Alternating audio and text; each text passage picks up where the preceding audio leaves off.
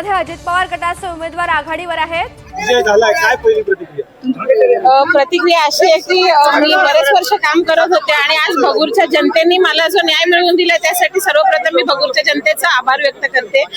माझ्या गावातल्या लोकांनी माझ्यावर विश्वास टाकून हा विजय मला दिलेला आहे, त्याचं सगळं श्रेय माझ्या गावातल्या लोकांना आणि माझ्या पाठीशी जे खंबीरपणे कार्यकर्ते होते त्यांच्यासाठी आहे। इतक्या वर्षाच्या संघर्षानंतर आज हा दिवस उजाडलाय, काय मनामध्ये भावना? खूप छान वाटतंय। खूप वर्षापासून कष्ट करत होते आणि असं आहे की राजकारण असो समाजकारण असो, एक कुठेतरी आपल्याला जेव्हा अशी पावती जनतेकडून मिळते तेव्हा खरंच खूप आनंद होतो।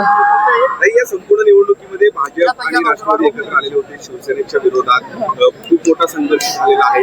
काय आपण आता एकूणच विजय झालेला आहे, काय कामं आपल्याला जी अपेक्षित आहेत आगामी काळात? भगूरच्या विकासासाठी आता सगळ्यांनाच माहिती आहे, आम्ही निवडणुकीच्या काळात देखील मुद्दे उचलले की भगूरचा विकास कुठेतरी खंडित झाला होता। स्वातंत्र्यवीर सावरकरांची जी जन्मभूमी आहे आणि त्याचं देशात पूर्ण नाव असताना भगूरमध्ये तशा सुविधा सोयी काही नव्हत्या, तर त्या अनुषंगाने आज भाजप असेल, राष्ट्रवादी काँग्रेस पक्ष असेल आणि माझ्याबरोबर मित्र पक्ष म्हणून उभाटा पण होता आणि इतर मित्र पक्ष हे सगळे मिळून आम्ही जे काही उमेदवार निवडून येऊ, आम्ही चांगल्या प्रकारे विकास कामे मार्गी लावण्याचा निश्चितपणे प्रयत्न करू।